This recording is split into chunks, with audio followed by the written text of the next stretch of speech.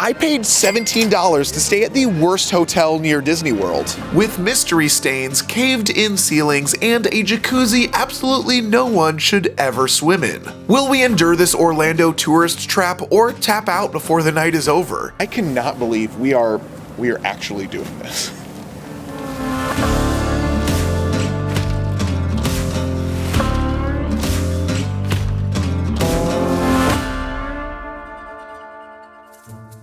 When searching cheap hotels near Disney World on Google Maps, it comes up with quite a variety of options. Everything from on-Disney property locations for $500, some off-property for $50 nearby, but there was one number that caught my eye. This is unbelievable. You know, I just had to see what $17 a night gets you in Orlando. This is Seralago Hotel and Suites, a self-proclaimed 3-star hotel that has nearly 3,000 1-star ratings online. Let's take a look at what some of these customers have to say. If I could give this place 0 stars, I would. Mold all over the sink and blankets, lights in the room won't work, AC not working, and every room has a weird smell. Dirtiest hotel I have ever booked. The pool and jacuzzi were filthy with frogs, lizards, and bugs all over it. Do not stay here unless you want to cuddle with fleas. Oh yeah, and there were so many pictures of bedbugs on these reviews. It was actually hard to find reviews that said anything positive at all, other than the fact that it was cheap. I am checking in. The name is Ryan.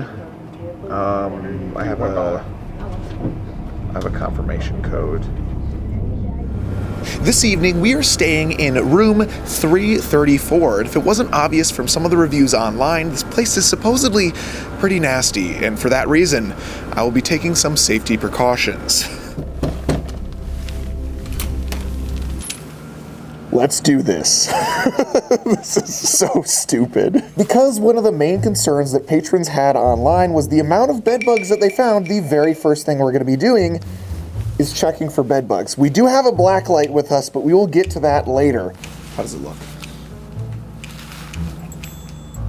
Your teeth are yellow. I do really just want to tear apart this mattress, you know? Okay, not completely, but let's check it out.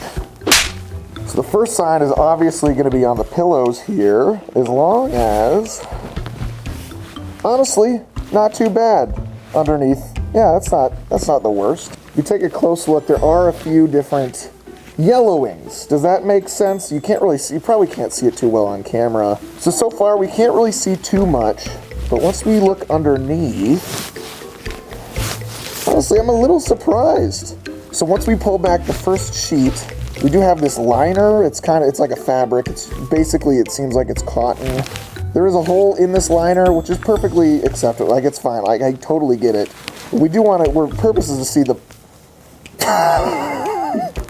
The purpose is to see what's under the mattress. I have no idea what is going on here. There's a reason I'm wearing gloves right now. This is the reason. I wanted to only do this to one of the mattresses because the amount of yellowing that we do see, we're probably gonna have to end up doing it to both. So far, I don't see too many, like, bed bugs are not an issue. I don't think. I think you're supposed to, here, you wanna look here? I was told you gotta, like, spread them. Typically, the way to find bed bugs is to, like, spread apart the, like, weaving that's inside of the mattress pattern itself. And obviously, if you can see, there's a few crumbs here and there, but so far I haven't found any bed bugs. We are gonna check the bottom side of this mattress now. Hopefully there's no more stains like that. I hope to God, at least. Here we go. Oh, yeah, it looks like they simply flipped this mattress because there was staining on the other side. You see all across here, there's some stains. There's a big yellow stain over here. I don't know, it's weird. It just seems like they put a mattress cover on it and flipped it and said, we don't need a new mattress. They definitely needed a new mattress. I don't know if there was flooding here. I don't know, I just don't know how it could look this bad naturally, just over a period of years, unless it's just so mistreated. I do want to know what's going on here, so let's so I don't know for sure if this is mold or this is just... It's a good thing we're wearing masks. Oh, yeah, by the way, I don't know if you could tell, Danny's with me. Hi. And we're we're both masked up. We're both, yeah. All right, mattress number 2. We're gonna see, hopefully it's not as bad. Honestly, these sheets are great. The sheets are plenty clean. The blanket seems to be just fine. This mattress is just completely yellow. I don't know if it's... See, this is nice. They should be having all the mattresses this color. Naturally, it's just this goldish, yellowish tone. And you're not going to be able to tell when somebody pees the bed. Oh, it's not too bad so far. Let's check the underside. Here we go. Well, this isn't going to be too bad because this isn't a flippable mattress. So I guess that's good. Mattress number 2, I give it a what, a 4 out of 10? At least a 4 out of 10, not a 1. So at least both of the beds aren't horrible. Actually, you know what? Now that we're done with that, I feel like I could easily just... I think this is fine from here on out. Is that okay? The mattresses are not the only things with stains. If you look at the entrance, there's a bunch of rusting in the corner here, both on the wall and on the actual like door hinge itself, and the paint is chipping away. If you even touch the wall, like look at the amount of brown stains that are on my glove right now. Or at least I hope this is rust. You're always going to find some little cosmetic issues in any hotel room, but this one seems to have quite a bit more than usual, both in the wall plates that are completely smashed or the carpet that's just falling off of the bottom of the wall. Hold on, I stand corrected. Actually, this is not just a smashed wall plate. There's actually a dead lizard that is stuck between the carpet and the wall that is just lodged in there, collecting dust over, I'm sure, years and years of just sitting there at a permanent resting place for this little guy. Homeboy's been sitting there for years. I know. But we won't see the true effects until we turn on the black light.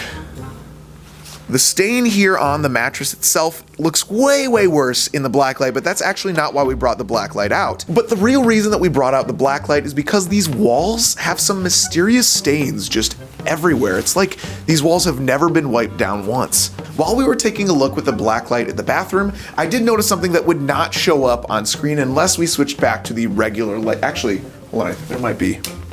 There's light. There's actually light switches that work here. I don't know if I highlighted this at the beginning, but the light switch at the front of the door does not work whatsoever. It just seems like it's kind of like a doorbell, but on the wrong side. Kind of weird. This is what I wanted to highlight. A massive, I'm assuming, punched hole in the door of the main bathroom area. And I guess we should really be checking if it fits. Does it commute? Let's look. Ready? Here we go. We go smash. Yeah, looks about right. Bam. Bam, bam, bam, bam, bam. Not only the hole is a problem here in the bathroom, but also behind the hole. If you look in this corner right here, look at how disgusting. What is this? Is this just like rust shavings from the like horrible hinges that are also oh my God. I just feel like this is just, that's not supposed to happen, right? I am by no means a plumber, but you're not gonna tell me that this is supposed to just... So maybe the room was exactly what we were expecting. But what about the rest of the hotel? Taking a look at their website, quote, Seralago Hotel and Suites has 614 beautifully appointed rooms and suites surrounding you in contemporary style and comfort, perfect for relaxing, unwinding at the end of your day at the parks. Here are the amenities listed on their website. Wi-Fi access, scheduled free shuttle to Walt Disney World and Universal Orlando with access to Universal Studios Florida, concierge service, flexible meeting space accommodating up to 50 guests, a fitness center, 2 Olympic-sized swimming pools, poolside bar, kiddie pool, 2 whirlpools, a general store with snacks, 2 tennis courts, a basketball hoop, a playground, sand volleyball courts, contemporary nightly family movies at in-hotel theater, dungeon video game arcade room, and coin laundry facilities. Danny, out of these 18 amenities, how many do you think they actually have? Hopefully half, but I doubt it. Let's go find out. Okay, so the pool definitely exists. I am not going to be swimming in the pool or filming the pool right now. I did film the pool earlier because there are people swimming in the pool, and I'm not going to film people while they're swimming. So they have a playground, but it is triple padlocked. Use at your own risk. I don't know if you see the shot that I'm showing right now, but this is completely overgrown, not kept up. Considering how they treat their rooms, this is completely expected. So they said they have a jacuzzi as well, but apparently it's completely locked right now. I'm just gonna walk up right over. Oh my God.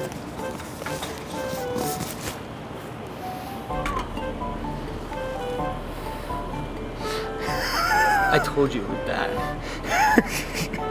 In the main building, there are plenty of skylights. Actually, I shouldn't be calling them that. They're just random holes in the ceilings on the outside, and I'm sure in the inside of some of these rooms as well, this one being by far the worst. This is straight up the remnants from a former horror movie, and whew. One of the main draws to this hotel is that it's so close to Disney World. In fact, it is actually 7.5 miles from Disney World in the quaint, peaceful area of Old Town Kissimmee. If you were to take an Uber from here to the Magic Kingdom, it would cost you almost the same amount of money as they advertise for a night's stay. You'd expect they might have a bus shuttle to take you to the parks, and they do, but it runs very select hours. And based off of other promises made by the resort, there is reason to believe that this is not very accurate. We are currently here at the main building, and it seems to be the only building they are using on property. If you see behind me over here, there's a whole nother building that's, as of right now, completely abandoned. And it makes it pretty easy to see why if you walk up to one of these windows to see exactly what it's been left as. I don't know if you, yeah, this is, Look at the dust in I there. kind of wish we got one of these rooms simply because of the massive stains that are just sitting on the middle of the carpet everywhere. Yeah, they definitely updated the ones that we're in, but can you tell? No. Well, we found the volleyball courts and pool number 2. Let's get a closer look. No joke, this volleyball court is actually not the worst. We found the fitness center. Look, they got a whole treadmill, an elliptical, and a bike. And a weight bench that doesn't, and 0 weights. That's okay. Nowhere near as bad as the sad state of pool number 2. If this doesn't give you a clear sign of the upkeep here at the hotel, I don't know what will. Now, there is a possibility this would have been because of hurricane prep, but the hurricane happened over a month ago at this point. I don't think these sandbags are holding up too good. So far, we've actually checked off a decent amount of these amenities that they listed online, but that's really all it's doing. They're just checking these boxes, and there's no substance to these. I don't think anybody is actually using these other than the first pool, which looked pretty okay. We found jacuzzi number 2, or at least what we could see through these bushes, and this actually doesn't look as bad as jacuzzi number 1, and that's kind of shocking. Basketball and tennis courts. Check. Something tells me they will not be hosting the French Open here anytime soon. There are more cracks in this tennis court than a plumber's convention.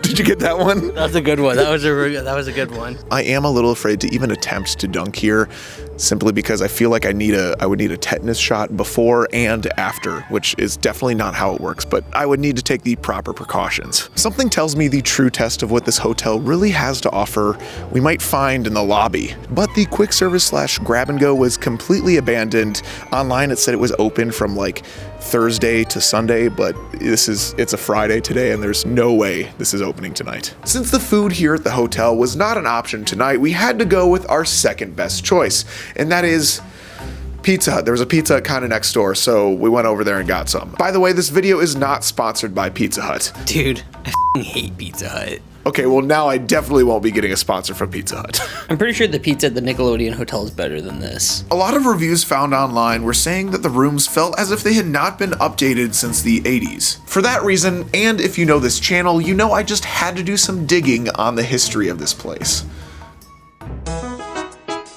Welcome to Orlando, and welcome to Seralago Hotel and Suites, the family value leader that's always the right place for your vacation. Opening in March of 1973, less than 2 years after the opening of Magic Kingdom, Seralago Hotel was originally a Holiday Inn. This Kissimmee franchise was partly owned by Henry Landworth, a man who is widely known for his charitable work creating Give Kids the World, a nonprofit charity that provides critically ill children and their families with week-long wish vacations at no cost. When originally launched in 1986, the nonprofit was operated out of Landworth's Holiday Inn franchise before construction began on the Give Kids the World Village in 1989. From what I could gather in research, it seems as if the hotel was sold to Seralago Investments LLC in 2005. We appreciate your decision to make Seralago Hotel and Suites your vacation home. With the many choices you have for your vacation, We trust you'll appreciate that we are a resort destination unlike any other. In that same year, Holiday Inn would update their other location just outside of Disney World, when their Holiday Inn Family Suites would be changed to the Nickelodeon Family Suites by Holiday Inn, a now defunct location we stayed at earlier this year on the channel. March 9th, 2005, the Nickelodeon Hotel in Orlando, Florida opened to the public. Originally met with much fanfare and rave reviews, over the next 10 years, this family oasis would become a ghost town. This is probably one of my favorite videos we've ever made. Definitely go check it out once this one's over. Based off of my research, Seralago Hotel and Suites seemed to hit its peak in quality in the mid-2000s after the purchase, but clearly has had minimal updates since. This hotel was never meant to be the Grand Floridian. It's right next to Fun Spot, for crying out loud. Like we highlighted at the beginning, when Googling cheap hotels, there was everything from $500 a night to $17 a night. Which, by the way, $17 was the advertised price. There were additional resort fees. Once we checked in, we were charged an additional $69 in resort fees. No joke, that is the actual price that we paid. This practice is unfortunately standard for a lot of Orlando area resorts. I don't think I'd recommend anyone visiting here. That being said, it is the cheapest option, even with the resort fees added on. Every place has resort fees, so this is still going to be the cheapest option, unfortunately.